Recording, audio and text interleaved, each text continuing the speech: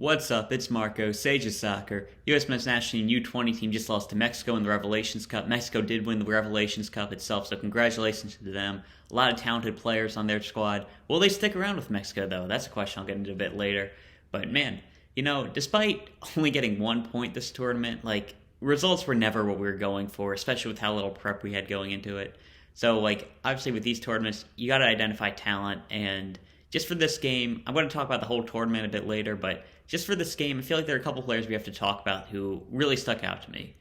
And the main two who really just put themselves on my radar were Diego Luna and Rokas Pukstas.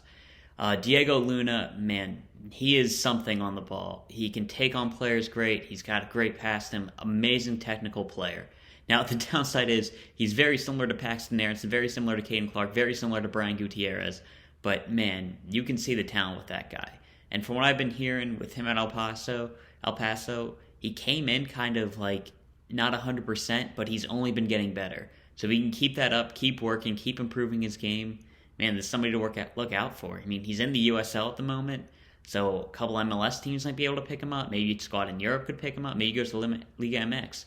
But there's a lot of options for him to take, but he's definitely on my radar now. Very good performance by Diego Luna. Picked up the goal as well. Very deserved.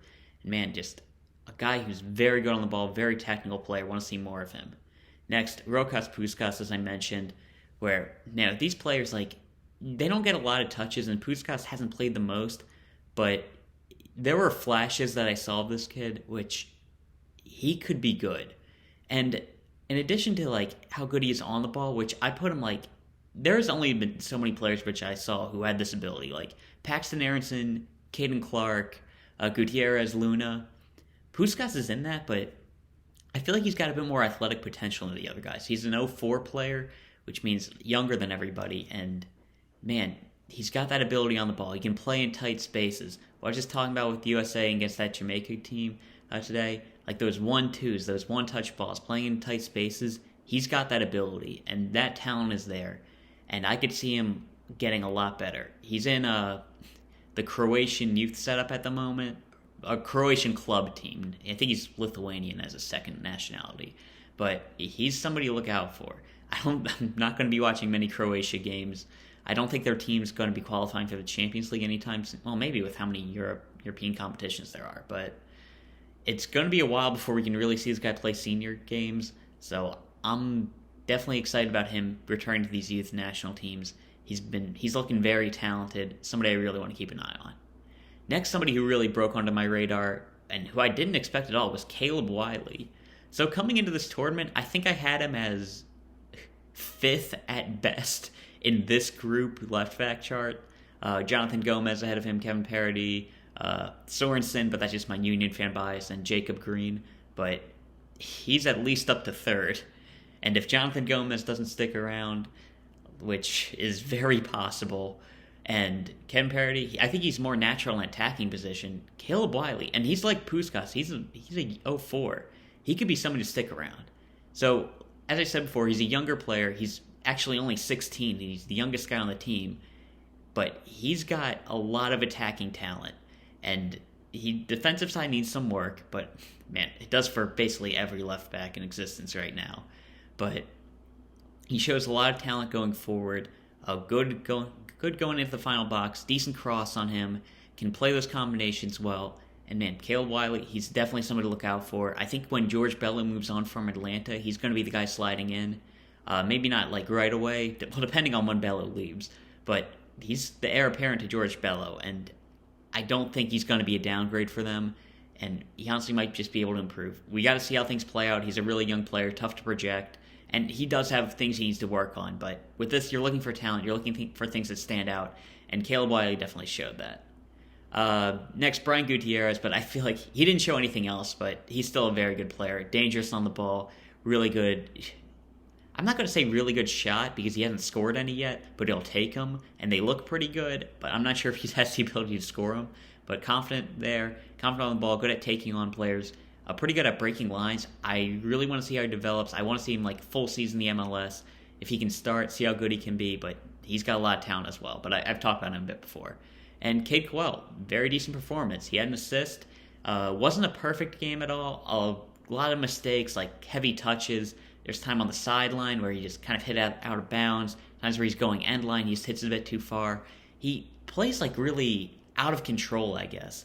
Like, stupid comparison, but he reminds me of like a young Russell Westbrook, where you see the talent, you see all the good he's doing, but like he just needs to kind of slow down, polish things up, and hopefully he can turn out better for USA than Russ turned out. Well, I mean, he was an MVP, but I feel like he didn't hit his full potential. And man, Cade, I feel like you just got to get him with a really good coach, get him somewhere where he can really develop, and man, he could turn out to be a really talented player. I know that Chris Wondolowski, I believe he's mentoring him right now. Explains that miss he had in the game, but okay, sorry. Have to mention that every time. But, yeah, I feel like he could be a very talented player. He's definitely got all the physical tools. He's got a really nice dribble to him. It's just, he needs to clean it up a little bit. And if he's able to do that, his ceiling is super high, but I'm not sure if he's going to be able to do that. Next for the rest of our starters, Daniel Leyva and Jeremy Garay, I didn't see anything like too impressive out of them. I don't feel like they'll be I don't feel like they're really capable of playing the six at a high level at the moment. I mean, they could develop, and like Leyva's a really talented player for Seattle, but I don't really see anything that screams I have to really look out for these guys, go out of my way to watch them. Leyva, he's really good on the ball, but he almost reminds me of like a Will Trapp, Jackson Ewell type player where they're technical but not really that good defensively, but their technical ability doesn't make up for that. And you have guys who are so technical, you can take their lack of defensive abilities. Pirlo is one that comes to mind immediately, but he's not at that point yet, and he's got a lot of developing to do if he really wants to get there. Next, Gabe Slonina, he's super talented and somebody I really want to look out for, but didn't have the greatest tournament. I honestly feel like Borto might have had a better performance than him, but could have made some saves, I feel like. Didn't do the best, but he's a 17-year-old starting in the MLS. I'm not going to be going into him. Obviously he has room to improve. He's a 17-year-old. He's going to get better, but could have had a better performance, I think. But I definitely want to see him in the December camp, and he's still on the radar, obviously. Now, for the center backs, I don't feel like anybody really set themselves apart. I don't want to call them poor, because Jalen, Neal definitely had some solid moments, but and Kobi Henry as well. And to be fair, they're playing with Justin Shea at right back, not a natural. Caleb Wiley, not the best defensively. The midfield in front of them wasn't shielding him the best, but they were getting kind of cut apart by the Mexico players, especially Flores. And I didn't see anything too impressive out of Neal or Henry. I want to see more of them. Both of them don't have MLS experience yet. And the talent, there is some talent there. Jalen Neal, he's definitely, I kind of had him as a bit of a mediocre player, but I feel like he could do something in the MLS if he's given time. But he's got developing to do. Kobi Henry's got developing to do. Both young players, and center backs peak late as well. So, our best center back probably isn't even in this group at the moment. But hope Justin Shea's here, so maybe not. But nothing to write home about. And lastly, Justin Shea, he's looking a lot better than he did the first game. He's been getting better. He had a really poor performance in the first game at right back. But I don't feel like he's a natural there. And I really like him as a ball-playing center back. I feel like that's where his future lies, especially with the right back talent we have in the senior team. But versatility's a good thing, but he needs to be playing center back. And I feel like he had a very good performance there against Colombia. I feel like he will continue to play well if he plays at center back, but I don't feel like he's a natural left back. He's got enough technical ability that he doesn't stand out as bad or anything as a right back, and he's got enough athleticism to burst forward, but his talent are so much better suited at center back that I really don't want to put him there. But man, not too many right back. I'm going to talk about it a bit more in the next video, but Justin Shea, he's got to be playing at center back. But yeah, that's all I really have to talk about with the America team. However, there were a couple of dual nationals. Antonio Leone especially, he's a very good center back. I probably would have been starting for us. He had a very solid performance for Mexico. He's been good all tournament, good on the ball, solid defender. I'm hoping we can win him back. It's going to be tough again.